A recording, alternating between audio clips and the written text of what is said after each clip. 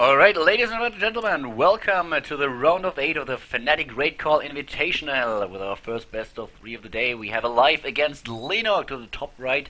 Well, actually to the right side of the map of Metropolis. We have in the purple color aLive starting for the Fnatic team and cross-positioned his opponent. Leenock starting for FXO, the red Zerg player. And we are at the Fnatic house, the new Fnatic team house in Seoul, Korea. And all the players are here as well, so this is going to be a great day, a lot of good games. And if you want to watch the players, if you want to have a quick look at how they play their games and at the play area of the tournament, then you can check out own3d.tv/FnaticTV. There's a live stream going on that we occasionally show between the games as well, where you can have a quick glimpse of the players while they are just playing this series. Yeah. Definitely a cool idea to go and tune into that. You can even have both open if you want to see a player's reaction or something to winning or losing, etc. aLive, no gas just yet. He may take it right now, but he's running out of time. Okay, there it is. Taking his gas, so likely will be a reactor Hellion expand. And Leenock going for the hatchery first. Yeah, no surprises here. So hatch first for Leenock, aLive with the reactor factory Hellion expand, which is still kind of the bread and butter build in Korea. And well, we've seen a little bit of innovation lately by a lot of Terran players, but still it's like more the standard build, a very stable build. aLive yesterday with very nice games, Leenock also on top of his own A game, so we will see who of those two players is going to advance. It's going to be pretty tough though. I would definitely hope for at least 3 games. I would be a little bit surprised if we see a 2-0 series here, because I think those two are evenly matched. Yeah, I would think a 2-0 would be pretty unusual as well. I don't think we're going to see any all-ins from Leenock, although recently he has been prone to every now and then in a best of 3 just throwing in a roach baneling all-in to catch his opponents off guard and just kill them. Now aLive will start his factory here, and probably start his reactor fairly soon as well. Going to make just one more marine. He is looking for the Overlord right now by the looks of things at the top, but he won't find it. Just barely missing it. Yeah, very well done here by Leenock, just in time to save the Overlord, playing it very safe. And the hunt for Overlords in the early game is something that we see just basically on every single map. Terran players trying to figure out the pathways of the Overlord in order to get an early lead. If you lose an Overlord as a Zerg player early on, you're supply blocked as well, so always a bit of a problem for you. And we have the reactor, so we will see the reactor factory Hellions. While to the left side of the map, Leenock is now still mining with 1 harvester, but he pulled out 2 of his drones as soon as he had the 100 gas to get his speed. Yep. So, not going to be doing an all-in by the looks of things. There is the command center going down for aLive, making it on the low ground. I love when pro gamers make their command center on the low ground. I don't like the pansy ones who try to hide in the main and lift it down later. If you actually take the command center on the low ground, actually psychologically speaking, it scares your opponent more, and obviously it's better in general. You get to mine faster. You don't have to lift up after and drop a mule after you make your orbital, and you waste a lot of time. It's just so much better there. But the fact that the player can see it in this case, in some ways, if you hide it, then your opponent's like, oh, well, what is he going to do an all-in? I'm not sure. But if you show the command center to a Zerg, it's a little bit frustrating. Obviously, it's very common these days, but oh wow, is he going to catch this Overlord? I think so. He should be able to spot it. Yeah, he just saw it, and 2 Marines will be enough to take it on. Yep, he should take it out right away. Definitely going to get it. No way that Overlord's getting away. Yeah, that's one unhappy Overlord, so this will supply block Leenock for a time, but he already started building an Overlord as soon as he realized that this one is going to die. He will have to start a second one though. He's at 41, 42 to 44 supply now.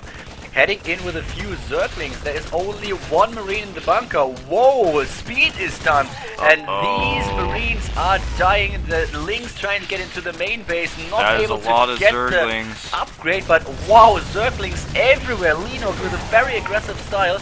And he's able to take down the Marines, focuses down the SCVs as well, and is trying to get into a position with his Zerglings. But aLive is just expanding again. That's the last thing I expected to see in this type of scenario, but he is going to clean up the Zerglings with his Hellions.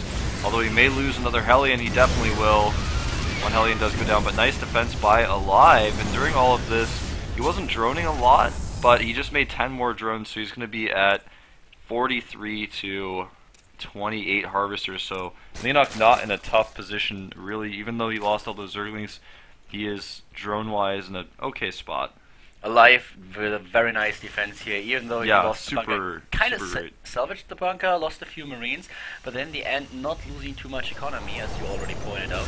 And we have it with the third base, so very, I don't want to say greedy, but a little bit cheeky here. While he's attacked with the Zerglings, the first reaction obviously to throw down another CC. And we have double evolution chamber for Leenock now, who is at this point just trying to get additional upgrades for his Zerglings, once again relying on the strategy that evolves around a lot around the tier 1 units. We have a macro hedge as well, so he is in a position where he can build a ton of Zerglings, can get aggressive as soon as he needs to be. Supply even 56 to 57.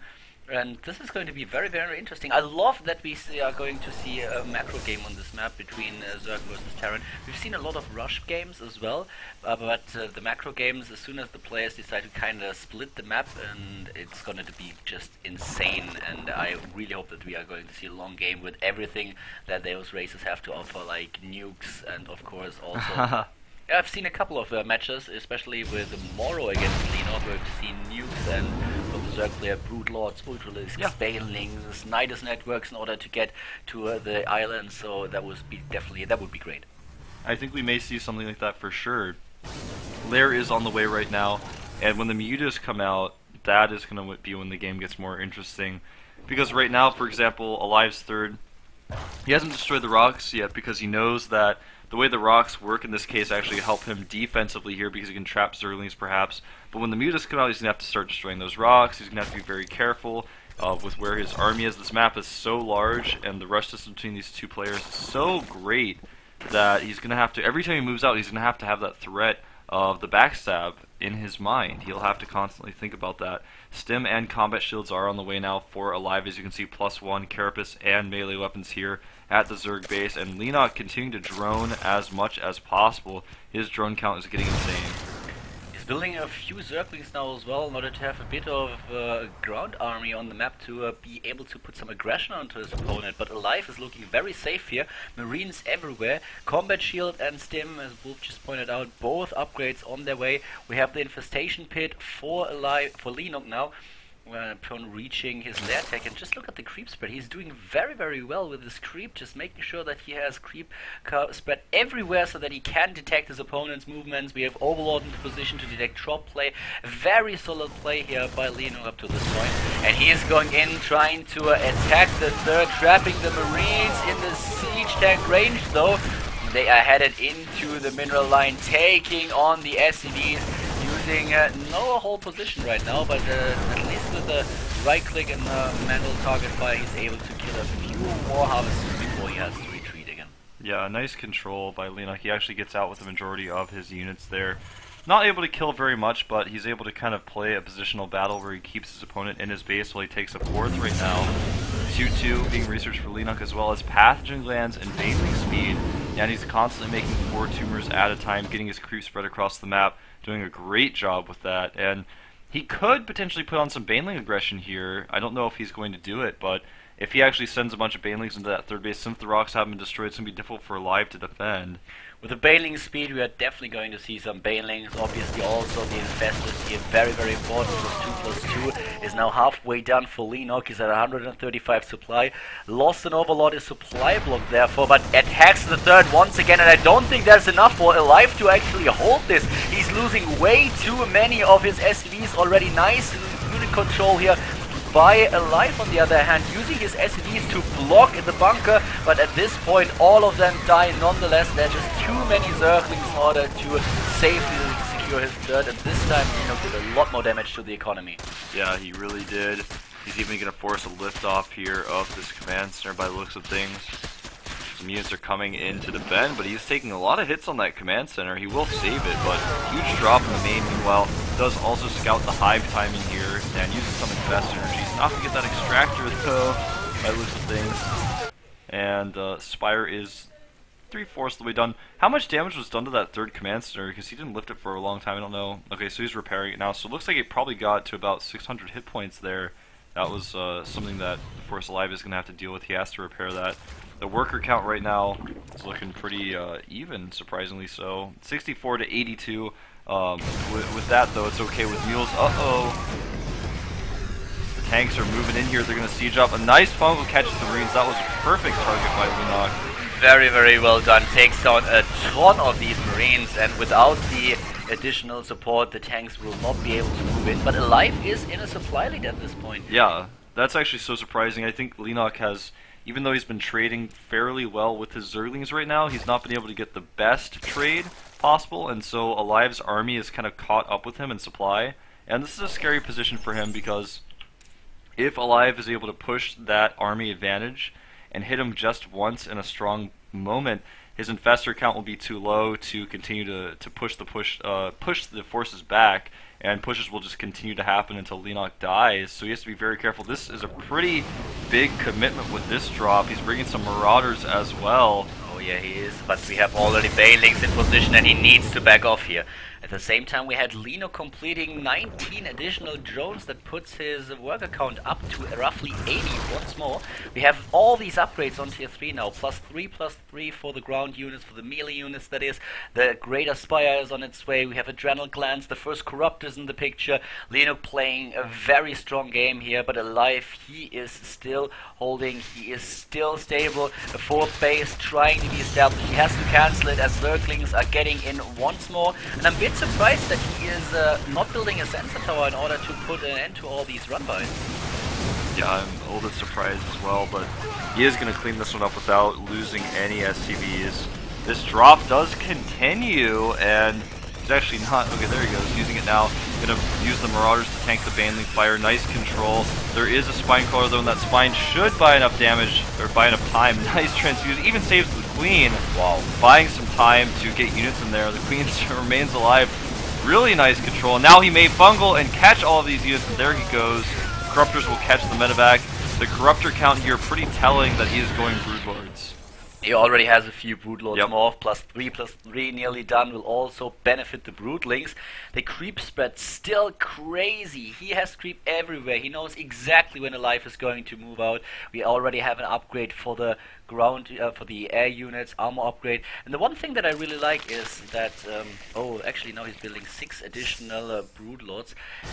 I'm not quite sure if I'm a huge fan of this. What I really loved in the last GSL games that we've casted, and I've seen this in the KSL as well, is that a lot of Zerg players tend to not overcommit to Broodlords, to just build roughly like 7 to 9, 7, 8, 9 Broodlords, and then a ton of Corruptors, which will shut down any attempts of the Terran player to counter the air units with Vikings. He suddenly has to completely rely on the ground units, Marines and those, and when Marines try to stim in, you always have the few infestors in the back. It's so much more efficient to fungal Marines instead of trying to fungal the Vikings, because the Vikings have a higher range, therefore you have to go in a lot more, a lot deeper, and then you might be in the range of siege tanks, so it just works very, very well.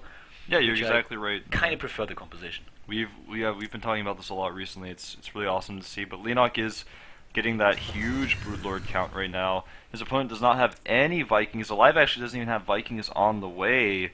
He is not responding to this. He's making a ton of command centers right now so he can get extra mules and perhaps throw away some SCVs, but he's not even maxed. Now the Viking production starts. He's making 12 Marines at a time, and with that Marine count, if he can just get beyond the fungals, he will be able to get under those Broodlords and do serious damage, but there are 2 Infestors in the mix, there are 11 Banelings as well, and I don't know if aLive is going to be able to hold this push off with the current composition he has. It will be very, very, very difficult, because we now also have a lot of Corruptors that can deal with the Viking pressure. And here they come, Vikings in the picture, the Corruptors, and here come the Marines. Where are the Fungals? We don't see any Fungals just yet. The Infestors not in a good position, and they throw, here they come, Fungals, beautiful, gets every single Bio unit, and here with the Broodlords on the second row, he's taking down everything. Leenock at 190 supply against 125, beautiful position for Leenock, and aLive is without anti-air at this point in time, only 2 Vikings and 20 Marines. This is not enough to contest these Broodlords. No way, the Corruptors alone will just take out the Vikings immediately, and he cannot even get under those Broodlords. He's going to try, there's an Infestor there though, the Infestor Looks like he doesn't have enough energy, but there's just so many Broodlings that it does not matter. Leenock with Broodlords alone could win this fight, but there are so many Zerglings coming in. GG, Leenock takes game 1. This is it, guys. The first game ends in favor of Leenock, and we will head into the second match and see if aLive is able to come back into the best of